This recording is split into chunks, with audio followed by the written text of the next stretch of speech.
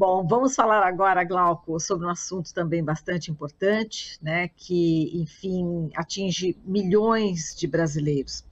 E a gente vai falar sobre o papel do Poder Judiciário na garantia do direito humano à alimentação e à nutrição adequadas. Esse é o tema que será debatido nesta semana, na quarta-feira, de forma online, e é sobre isso que a gente vai conversar agora com o Leonardo Ribas, ele que é integrante da Conferência Popular por Direitos, Soberania e Segurança Alimentar e Nutricional. Oi, Leonardo, seja muito bem-vindo, bom dia. Bom dia, obrigado pelo convite, é uma alegria, um prazer estar presente aqui com vocês. Prazer é o nosso, Leonardo. Bom, vamos falar aqui sobre um assunto bastante triste, né? Que o aumento da fome se deu aí no cenário de desmonte de políticas públicas, né? Que garantia a segurança alimentar, né? Que começou com a extinção do Conselho Nacional de Segurança Alimentar e Nutricional, CONSEA, em 2019, né, Leonardo? Isso foi um fator importante para fragilizar aí esse tipo de política, lembrando que temos aí 33 milhões de pessoas passando fome? Certamente. É importante lembrar, quando nós falamos da política de segurança alimentar, que a política de segurança alimentar, ela nada mais é do que a materialização do direito humano à alimentação adequada, que está previsto no artigo 6º da Constituição Federal. Então, quando nós falamos desse direito humano à alimentação adequada, nós temos presente também o exercício da chamada soberania alimentar, que é o exercício da cidadania no sentido de fiscalizar se o Poder Executivo, que é responsável pela implementação do direito humano à alimentação, está adotando as medidas adequadas necessárias para a efetividade desse direito humano.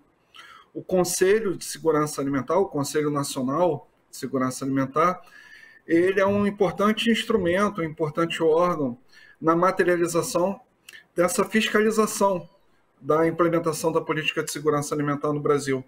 Eu diria até mais, porque quando ele foi implementado a partir do governo Itamar Franco e mantido depois, retomado pelo governo Lula e depois pelos governos do PT, ele não foi só um órgão de fiscalização, de controle social da política pública de segurança alimentar, mas ele foi um espaço que permitiu à sociedade civil organizada poder participar do planejamento, da direção, do controle da política de segurança alimentar. Muito importante salientar aqui que o primeiro ato do governo Bolsonaro foi a medida provisória número 870, em 2019, em 1º de janeiro de 2019, que foi exatamente extinguir o Conselho Nacional de Segurança Alimentar. Não é à toa hoje, quando nós falamos de 33 milhões de pessoas em situação de insegurança alimentar grave ou de fome no Brasil, associar a extinção do Conselho Nacional de Segurança Alimentar, porque ele era um órgão que tinha essa participação plena na implementação de várias ações, várias políticas que ficaram famosas, não só no Brasil, como no mundo inteiro, que foi o programa Fome Zero, o programa de cisternas no Nordeste, né, o próprio programa Bolsa Família. Nós tínhamos cerca de 42 ações, programas dentro do Fome Zero, voltadas para esse processo de defesa do direito à alimentação, desde a produção dos alimentos, passando pela distribuição, pelo acesso, também pelo abastecimento alimentar, até o próprio consumo dos alimentos.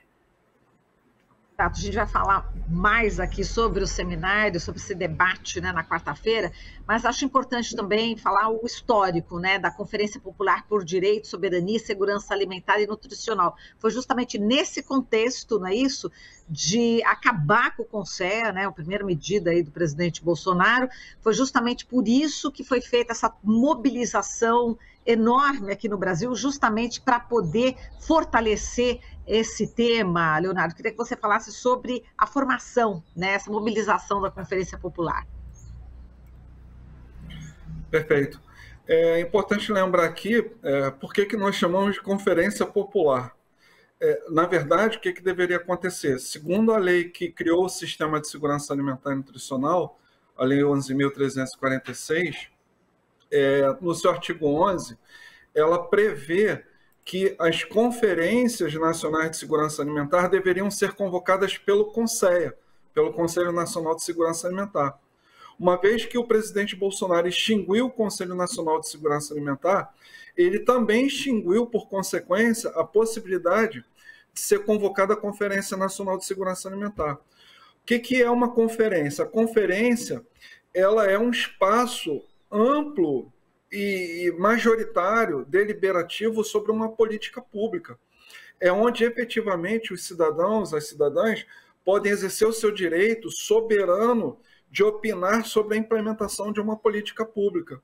Então, extinto o Conselho de Segurança Alimentar, foi extinta também a possibilidade de convocar a Conferência Nacional de Segurança Alimentar.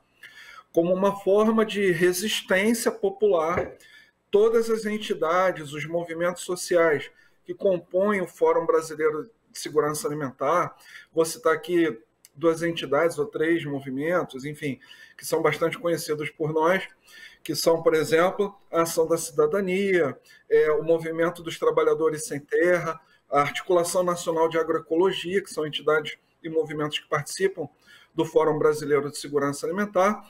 Nós decidimos convocar, através da sociedade civil, a chamada Conferência Popular de Segurança Alimentar. Ela tem acontecido em etapas, e o que vai acontecer agora na próxima quarta-feira, ou seja, depois de amanhã, vai ser a discussão de um tópico dentro do exercício da soberania alimentar, que é o papel do judiciário na defesa do direito humano à alimentação e nutrição adequada. É importante colocar isso porque no Brasil, já adiantando aqui, nós temos 2 ADPFs, que são arguições de descumprimento de preceito fundamental, são 2 ações constitucionais que requerem que o governo federal adote medidas para a implementação ou para a retomada da política de segurança alimentar, da implementação do sistema de segurança alimentar no Brasil. São as ADPFs número 831, que foi impetrada pelo Partido dos Trabalhadores, e a ADPF número 885, que foi impetrada pelo Conselho Federal da Ordem dos Advogados do Brasil. Então, essas 2 ações constitucionais, elas estão tramitando junto ao Supremo Tribunal Federal, e todas essas entidades estão participando também como amicus curiae, ou seja, como amigas da ação, no sentido de estar implementando a retomada da política de segurança alimentar e do sistema de segurança alimentar no Brasil.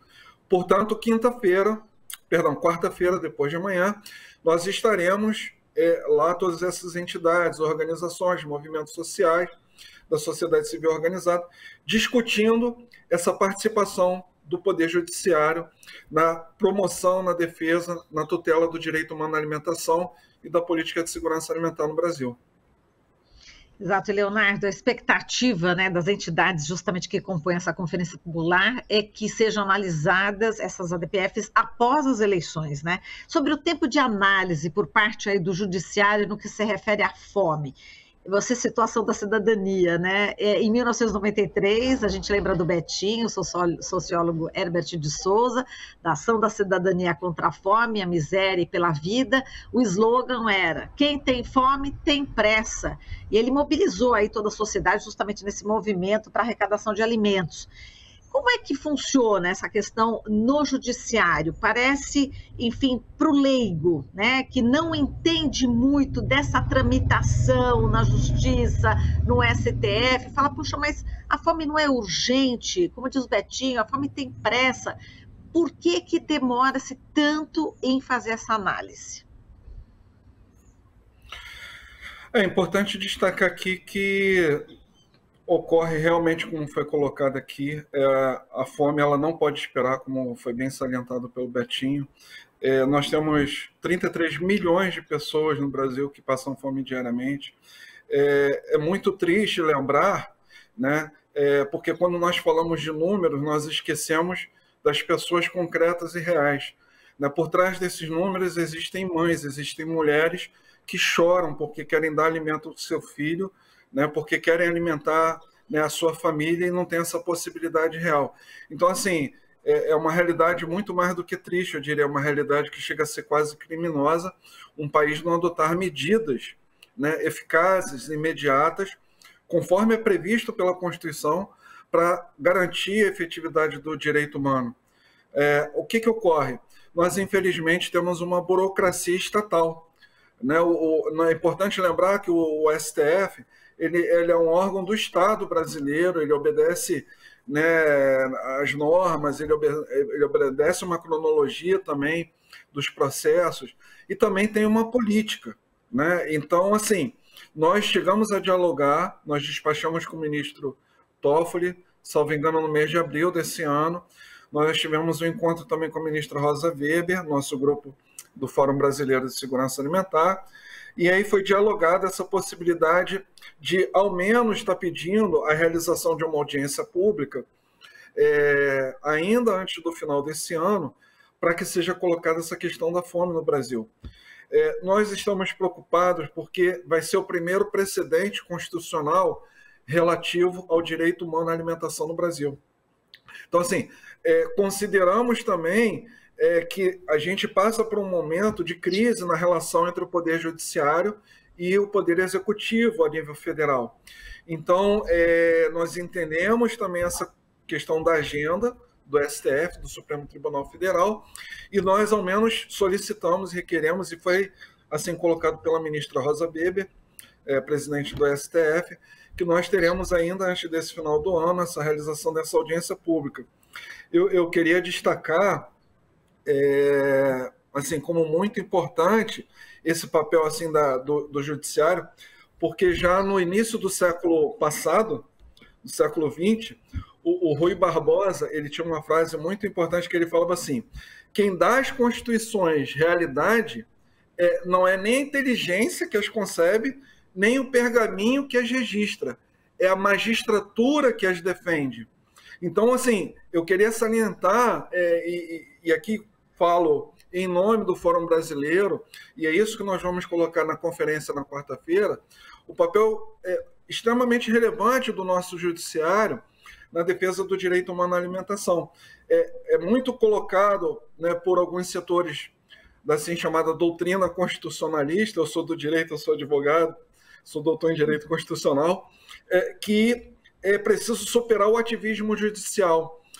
Mas isso já é uma tese que é superada, inclusive do ponto de vista da própria teoria constitucional, é extremamente relevante dentro de um país onde há uma grave situação de injustiça alimentar, que o nosso Poder Judiciário ele tem um papel ativo, não no sentido político, mas um papel ativo no sentido de ser guardião da Constituição, porque é isso que se espera do Poder Judiciário.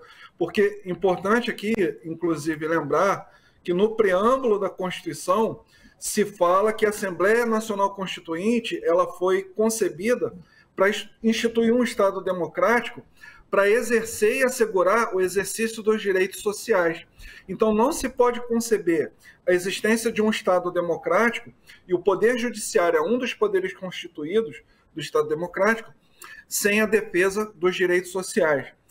Nós estamos caminhando para um processo cibernético, inclusive dentro do sistema judiciário, onde se, inclusive, já utilizam robôs para se obter consultas, para se obter pareceres, e até condicionam determinadas decisões judiciais, e é isso que nós queremos. Nós não queremos decisões de um poder judiciário que seja comparado a um robô, né, que se fica falando da isenção. Nós queremos um judiciário que seja capaz de ter sororidade com essas pessoas que têm uma situação grave de injustiça alimentar no país e que veem cotidianamente o seu direito humano à alimentação sendo violado, inclusive pelo próprio Estado brasileiro.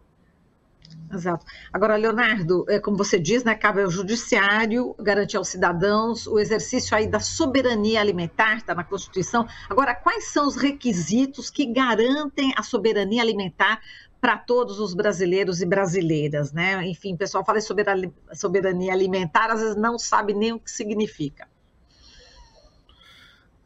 Então, a soberania alimentar, assim, para esclarecer, primeiramente, é o exercício do poder cidadão de, eu diria até de uma forma muito simples, de poder escolher ou de determinar aquilo que você gostaria de comer de forma adequada, de forma saudável, porque comer é um ato político. E quando você tem o sistema agroalimentar determinando o que você vai comer, como você vai comer, principalmente por questões financeiras, então você está tendo a violação da sua soberania ou da sua cidadania alimentar. Você está tendo a violação do seu direito humano à alimentação. Você me perguntava desses requisitos. O primeiro requisito é aquilo que institui o Estado Democrático de Direito, que é a manutenção da dignidade humana. Então, estou falando aqui de um valor, de um princípio. Esse é o primeiro requisito. O segundo requisito é a própria efetividade de um direito constitucional, que é o direito humano à alimentação, que está no artigo 6º da Constituição, por força da emenda constitucional número 64, que em 2010 inseriu a palavra alimentação como direito constitucional. Nós temos também a Lei 11.346, que criou o Sistema de Segurança Alimentar, que fala lá no seu artigo 2º da obrigatoriedade da defesa e da promoção do direito humano à alimentação. Mas eu diria mais do que isso. Eu diria que é um requisito como ser humano, né, como cidadão brasileiro, ser solidário àquelas pessoas, como eu falava aqui, que não são só números, 33 milhões de pessoas, mas que são mães, que são mulheres, que são trabalhadores, que são senhoras idosas, que são pessoas humanas que deveriam ter aquilo que é um direito básico e fundamental, que é o direito de se alimentar, que é o direito de ter acesso à alimentação, mas como eu disse aqui, não só o direito à alimentação como alimento físico, mas o direito a exercer a soberania alimentar, que é poder determinar o tipo de alimento, com quem ele gostaria de comer, como ele gostaria de comer, e não ter isso determinado só por questões financeiras e econômicas, como é colocado hoje pelo sistema alimentar agroindustrial e pelo próprio sistema financeiro, que determina isso, né? Quem vai comer, né? O que tipo de alimento vai comer, e isso, infelizmente, é uma violação do direito humano à alimentação, é uma prática de injustiça alimentar que no século XXI já não é mais concebível, ainda mais para o Brasil, que é o segundo maior produtor de alimentos no mundo. Isso é um paradoxo. Ao mesmo tempo que nós somos um dos maiores produtores de alimentos no mundo, nós somos um dos maiores produtores de injustiça alimentar no mundo. Mas isso é devido ao modelo que nós temos presente no nosso país, e é um modelo que o Fórum Brasileiro e a Conferência Popular de Segurança Alimentar, ela quer propor superar através da revisão, né, do exercício do direito humano alimentar no Brasil, da forma que ele é colocado, e da própria soberania alimentar e da implementação da política de segurança alimentar. Muito bem. Agora, já no finalzinho aqui da entrevista, Leonardo, gostaria que você confrontasse, né, as políticas públicas nesse sentido da questão da soberania alimentar dos dois candidatos à presidência da República, Jair Bolsonaro e Luiz Inácio Lula da Silva. O que você poderia falar em relação a esses dois candidatos e no caso, presidentes, né? Porque o Lula já foi presidente, 2 gestões, e o Bolsonaro agora uma gestão. O que você poderia confrontar no que se refere a esse item? E depois, no final, gostaria que você já falasse como é que a pessoa pode acompanhar o encontro Fome de Direitos e Sede de Justiça, o papel do Judiciário na garantia do direito humano à alimentação, que eu sei que vai ser aí pelo canal da Conferência Popular pelo YouTube, mas você dá os detalhes e quem vai participar também, pode ser? Pode sim. Então, para ser muito rápido e concreto, eu diria 2 exemplos. Eu queria destacar que em 2003, quando o presidente Lula ele assumiu pela sua primeira vez como presidente da República, o primeiro ato dele como presidente da República foi recriar o Conselho Nacional de Segurança Alimentar. Foi o primeiro ato simbólico do presidente Lula. Ele atentou para isso. Ao contrário, o primeiro ato do Bolsonaro foi extinguir o Conselho Nacional de Segurança Alimentar. É extremamente relevante. Nós temos várias políticas públicas no Brasil de saúde, educação, de meio ambiente, assistência social, de ciência e tecnologia, enfim. Mas é importante que 2 presidentes da República na história do país, um tenha como seu primeiro ato criado o Conselho Nacional de Segurança Alimentar e o outro tenha exatamente como seu primeiro ato extinguido o Conselho Nacional de Segurança Alimentar. Isso diz muita coisa, né? Isso é a primeira coisa. Um segundo exemplo concreto que eu gostaria de dizer foi o que aconteceu agora. Era para ter um reajuste na alimentação escolar, no repasse de recursos do Fundo Nacional de Desenvolvimento da Educação, do FNDE, na alimentação escolar das crianças que estão nas escolas públicas. Hoje, o governo federal paga 32 centavos per capita por criança por alimentação escolar. Era para o governo federal ter dado um repasse de 20% de 32 centavos. A gente está falando de 6 centavos aqui. E o governo Bolsonaro, ele vetou 6 centavos para poder reajustar a alimentação escolar das crianças no nosso país. Importando lembrar que a alimentação escolar é uma das principais formas de alimentação das milhares de crianças que vivem em situação de insegurança alimentar nesse país. Então ele está condenando o futuro do Brasil, que são as crianças que estão nas nossas escolas públicas. Então isso aqui é extremamente simbólico, é extremamente representativo, e eu gostaria muito de colocar para a nossa população que refletisse sobre isso, como o nosso governo federal, como o presidente Bolsonaro, tem atuado com relação à violação do direito humano à alimentação, inclusive com crianças do nosso país. Depois, realmente convocar e convidar todas as pessoas que puderem a visitar o site da nossa Conferência Popular de Soberania e Segurança Alimentar e Nutricional Sustentável. Lá nós temos os links, tudo para que as pessoas possam, a partir de depois de amanhã, quarta-feira, dia 19 de outubro, vai começar a partir das 17 horas, que possam acompanhar lá. Nós teremos vários representantes de movimentos sociais, professores, pessoas que são do sistema judiciário, defensores públicos, analisando, passando um pouco dessa situação da injustiça alimentar no Brasil e como é que a gente pode, através do Poder Judiciário, superar essa situação para retomar a proteção e tutela do direito humano à alimentação adequada no Brasil. Leonardo, a gente agradece muito aqui a sua participação. Volte mais vezes aqui ao Jornal Brasil Atual. Foi um prazer conversar com você, uma riqueza de detalhes, de informações que eu tenho certeza que os ouvintes, teleouvintes, aproveitaram muito aqui a nossa conversa, viu, Leonardo? Muito obrigado, um forte abraço para você e bom encontro. Obrigado, aí na quarta-feira a partir das 5. Bom dia, até mais. Falamos aqui com o Leonardo Ribas. Bom dia.